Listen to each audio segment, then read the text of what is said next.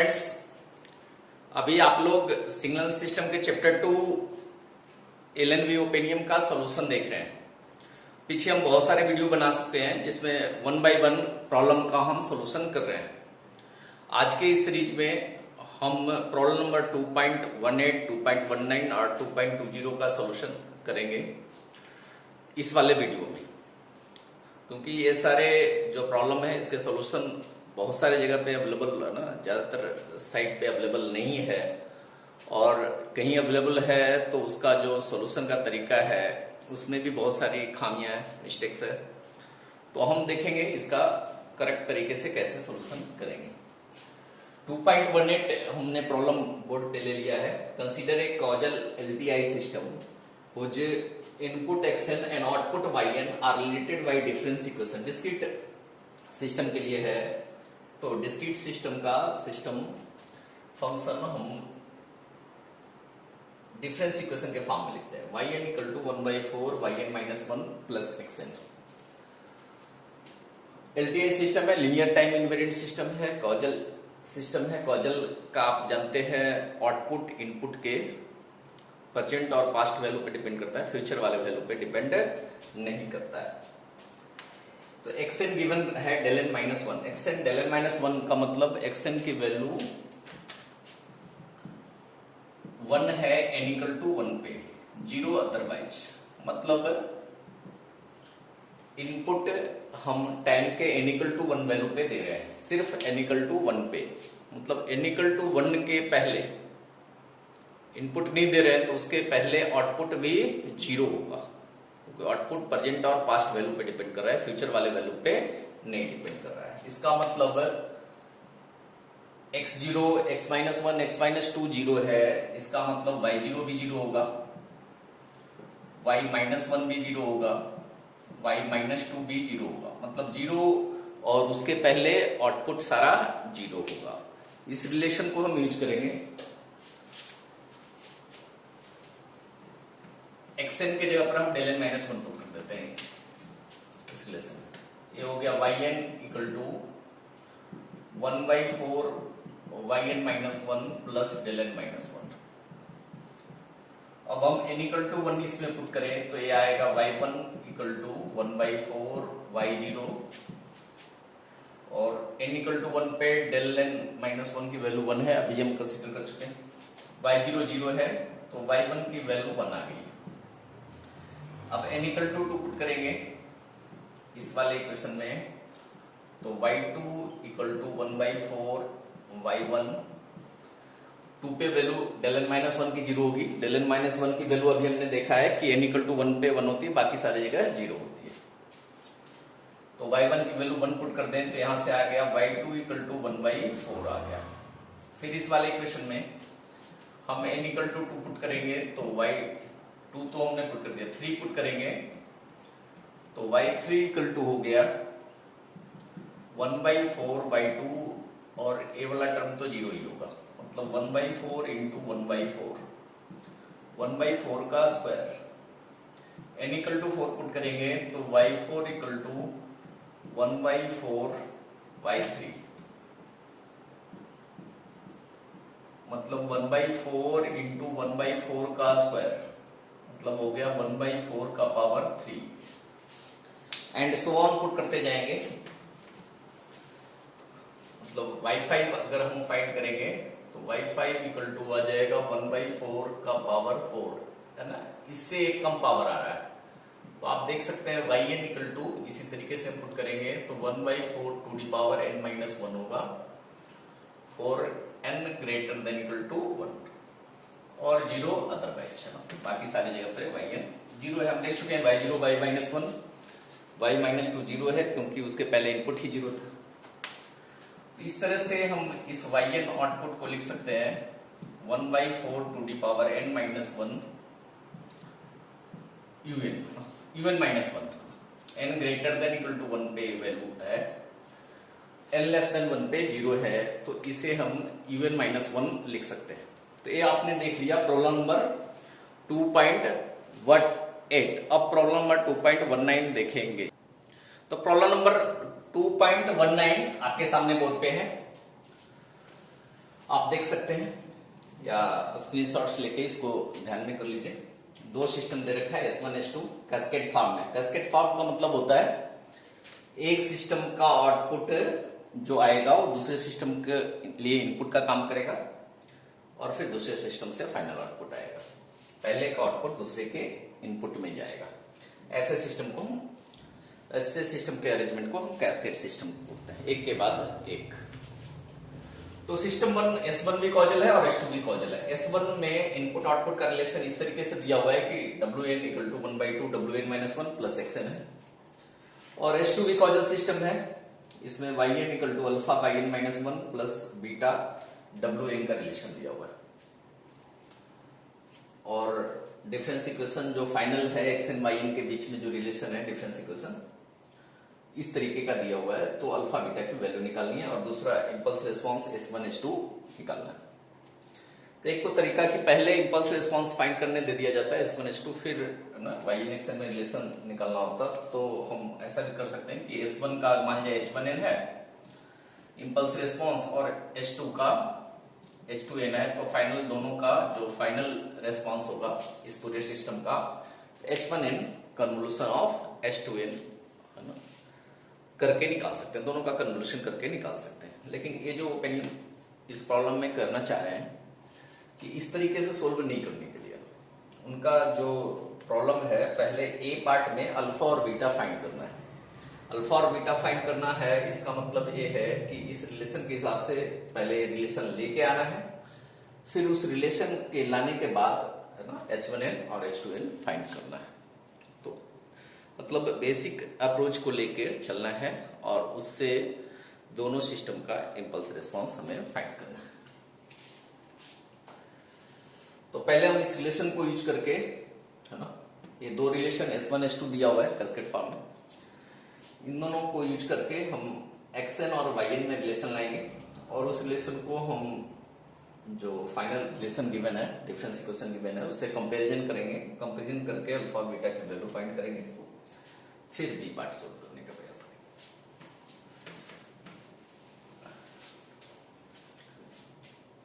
तो H2 system में देखें, H2 सिस्टम से हम अगर Wn निकालें फाइंड करें H2 सिस्टम से, तो Wn हमारा हो जाएगा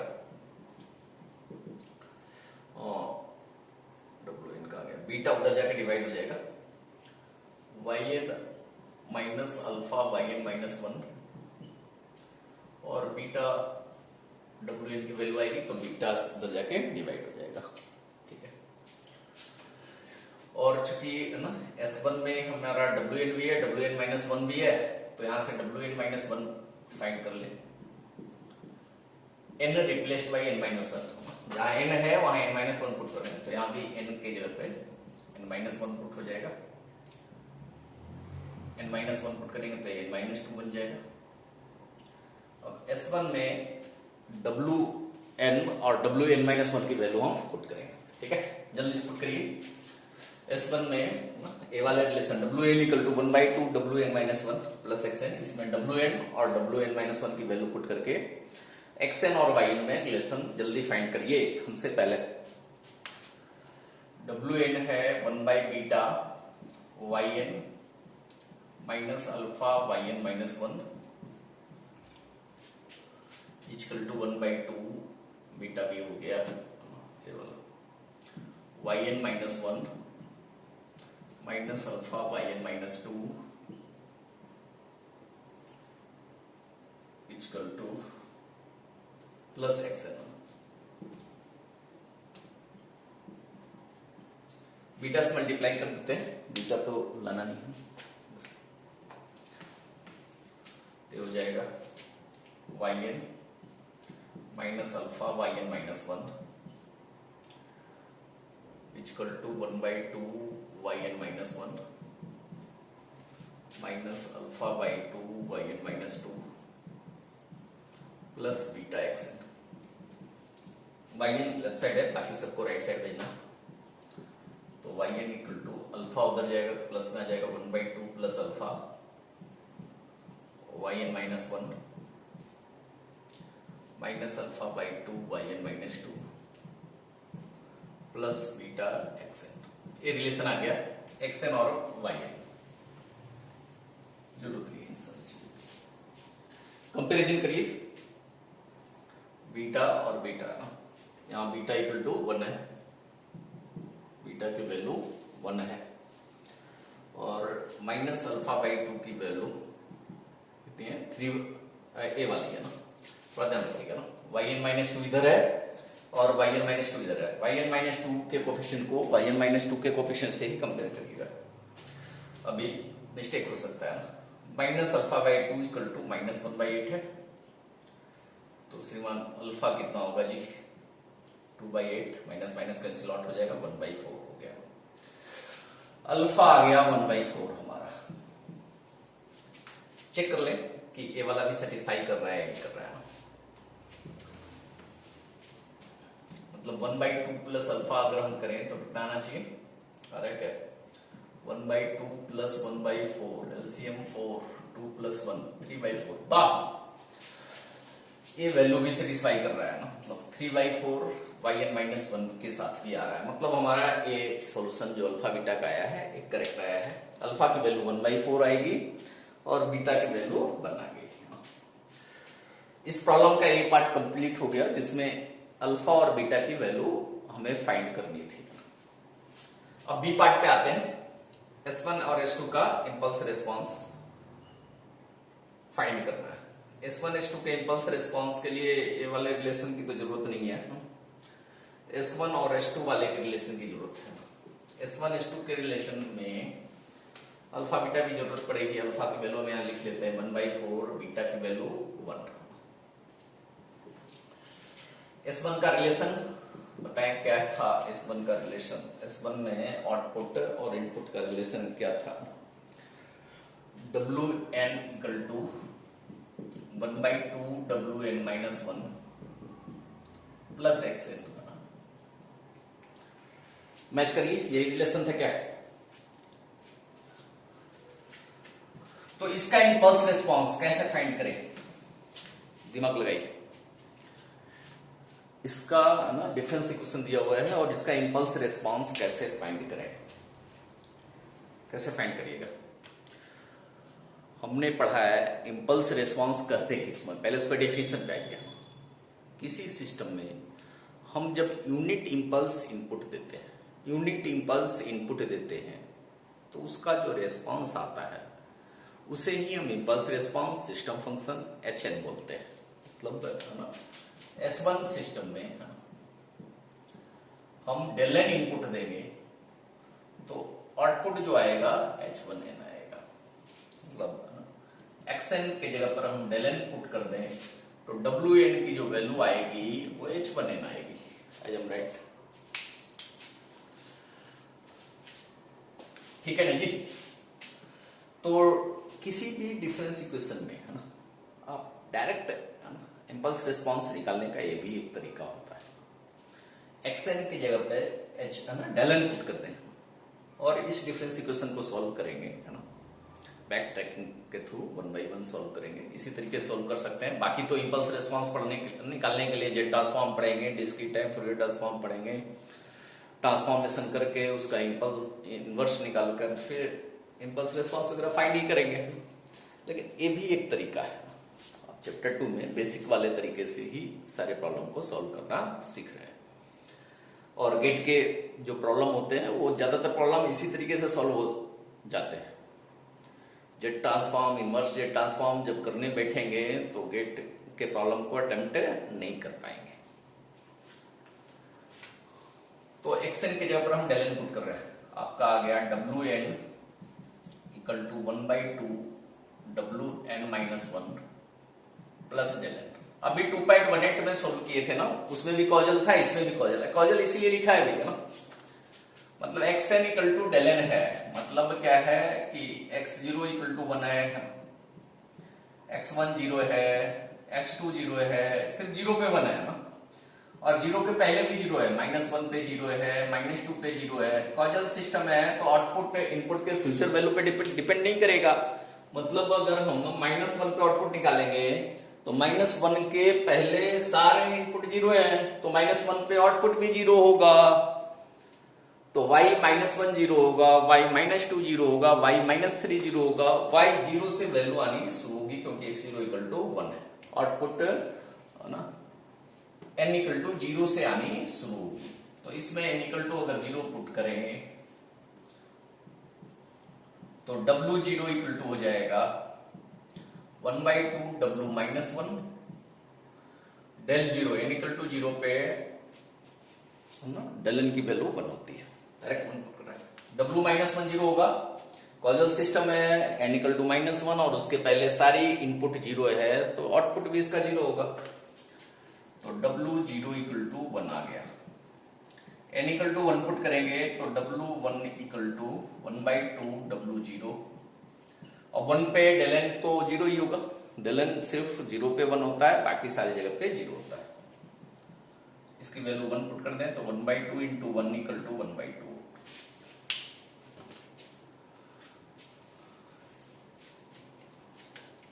n इक्वल टू 2 पुट करेंगे तो W2 इक्वल टू 1/2 W1 है तो 0 ही है। 1/2 इंटू 1/2 1/2 का square. n equal to 3 put करेंगे तो W3 equal to 1/2 W2 plus 0 1/2 into 1/2 का स्क्वायर 1/2 का होल क्यूब।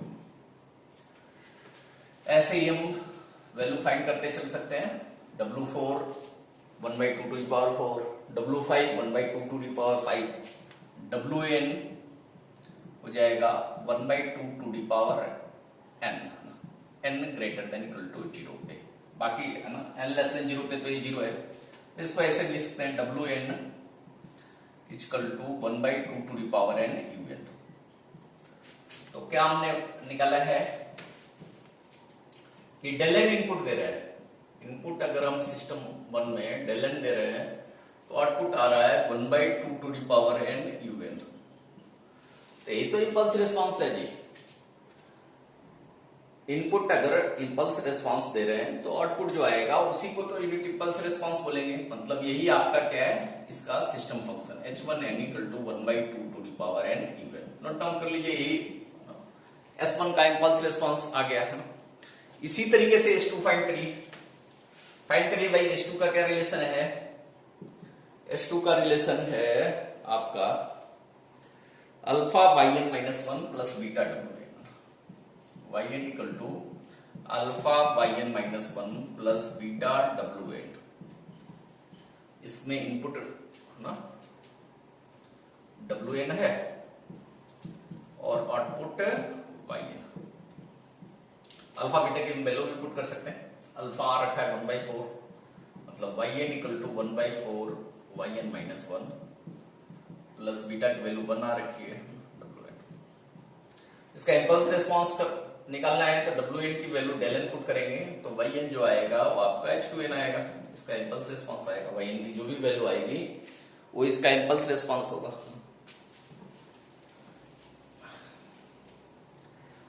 तो yn हमको फाइंड करना है, xn की वैल्यू हमें wn मतलब इनपुट की वैल्यू हमें डेल n पुट करना है। अब यहाँ पे भी इनपुट 0 पे बन रहा है, बाकी सारी जगह पे 0 है, डेल n है तो यहाँ भी वैसे ही होगा। आउटपुट 0 के पहले सारी जगह पर 0 होगा। यहाँ भी causal LTI system, causal opinion में प्रॉब्लम में कुछ भी लिखता है तो उसका एक मतलब होता है और उसका प्रॉब्लम में कहीं न कहीं यूज होता है। कॉजल लिखा है तो इसका यही यूज है कि y-1 0 होगा, y-2 0 होगा, y-3 0 होगा। मतलब 0 के पहले आउटपुट 0 होगा यदि इनपुट 0 के पहले 0 है तो यहाँ पे तो इनपुट सिर्फ 0 पे बना है, 0 के पहले 0 है। तो n इक्वल टू हम 0 पुट करें तो y0 इक्वल टू 1/4 y-1 और 0 पे डेल n 1 होता है। ये तो 0 है। y0 equal to 1, n equal to 2 put करेंगे तो y1 इक्वल टू 1/4 y1-1 0 आए तो डेल n सिर्फ 0 पे 1 होगा भाई, बाकी सारी जगह पर डेल n 0 होता है। y0 की वैल्यू पुट करते हैं। y1 इक्वल टू हो गया 1/4 इंटू 1 1/4। फिर इसमें पुट करिए n इक्वल टू 3 पुट करिए, 2 तो पुट कर दिया ना जी, 2 पुट किया तो 1 क्यों आया, अभी 1 पुट किया था अभी हमने, 2 पुट करेंगे, y2 equal to 1/4 y1 plus 0, y1 की वैल्यू 1/4 आई है, 1/4 का स्क्वायर आ गया, n इक्वल टू 3 पुट करें जल्दी, y3 इक्वल टू 1/4 y2 और 3 पे del n 0 होता है, 3 पे del n 0 होता है, del n सिर्फ n इक्वल टू 0 पे 1 होता है, बाकी सारे वैल्यू पे del n की वैल्यू, इंपल्स की वैल्यू 0 होती है। ये आ गया y2 हमने पुट कर दिया जी, 1/4 का स्क्वायर इक्वल टू 1/4 का होल क्यूब, y3 1/4 का पावर 3 आ गया, y4 1/4 का पावर 4 आएगा, इसे निकालेंगे तो yn 1/4 to the power n आएगा, n greater than equal to 0 पे, और 0 अदरवाइज लेस देन पे 0 है, तो इसको un के फॉर्म में लिख सकते हैं, क्योंकि un भी यूनिट टेस्टिंग फंक्शन भी n ग्रेटर देन 0 पे 1 होता है और लेस देन 0 पे 0 होता है, तो हम ऐसा लिख सकते हैं yn equal to 1/4 to the power n un।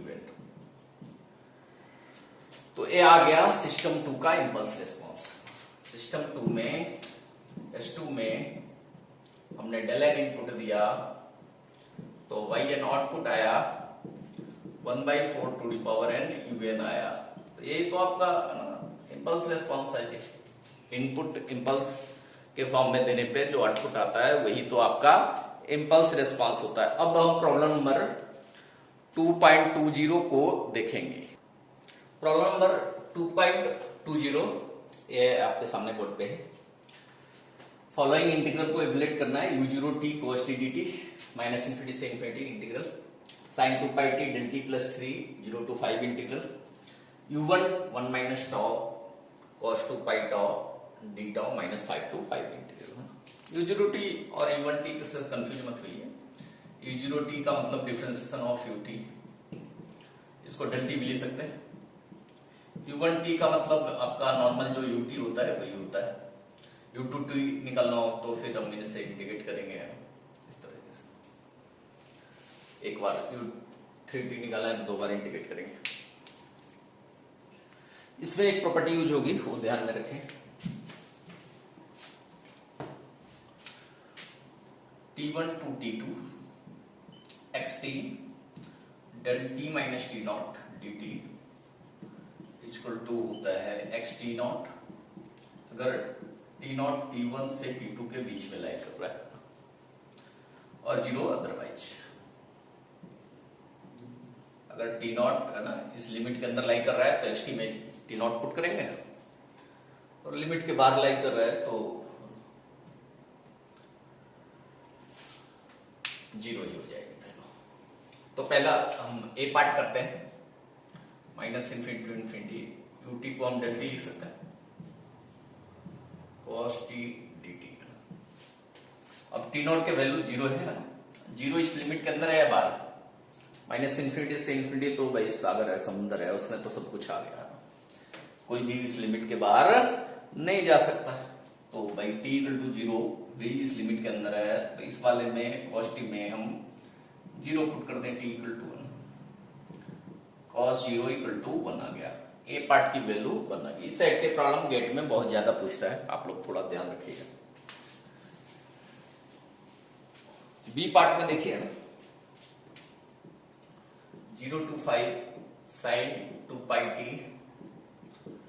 del t plus 3 dt, यहां t नॉट की वैल्यू -3 है, t नॉट की वैल्यू आपकी -3 है, -3 बताइए भाई इस रेंज में आ रहा है क्या, 0 से 5 रेंज में आ रहा है क्या, नहीं आ रहा है, -3 0 से 5 के रेंज में नहीं आ रहा है, t1 से t2 के रेंज में t नॉट नहीं है, बाहर है, तो हम डायरेक्ट इसकी वैल्यू 0 लिख सकते हैं answer. By B part complete हो गया।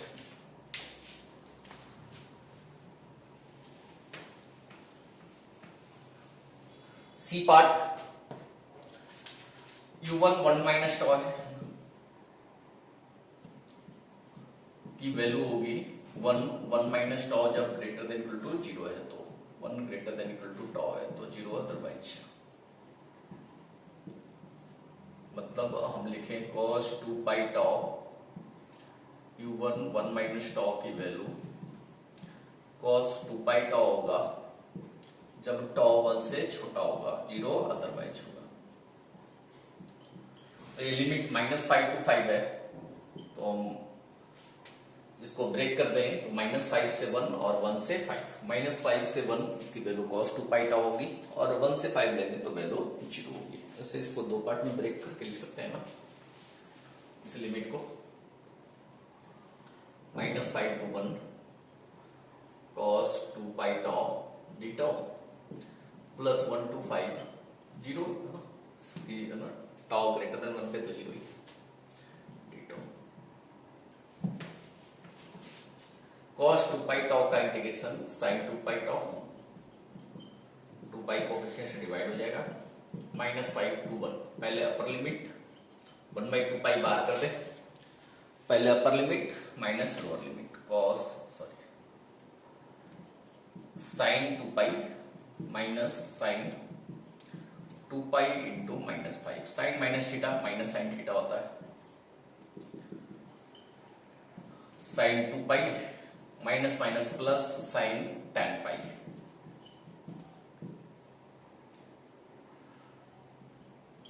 टू 0 0 sin 2 पाई भी 0 होता है, sin tan पाई भी 0 होता है, इसकी वैल्यू 0 आती है। तो ऐसे ही अगर आप और भी सोल्यूशन देखना चाहते हैं तो हमारा ये राजीव पटेल मैथ ओ सी ग्रुप चैनल को सब्सक्राइब करें और अपने मित्रों, अपने जो कलीग्स हैं उनमें ज्यादा से ज्यादा शेयर करें, ताकि सारे सॉल्यूशन और सारे कंसेप्ट गेट रिलेटेड, ये रिलेटेड कंसेप्ट यहीं पे उनको मिल जाए। इधर उधर और भी सारे वीडियो वगैरह देखने की जरूरत नहीं पड़ेगी।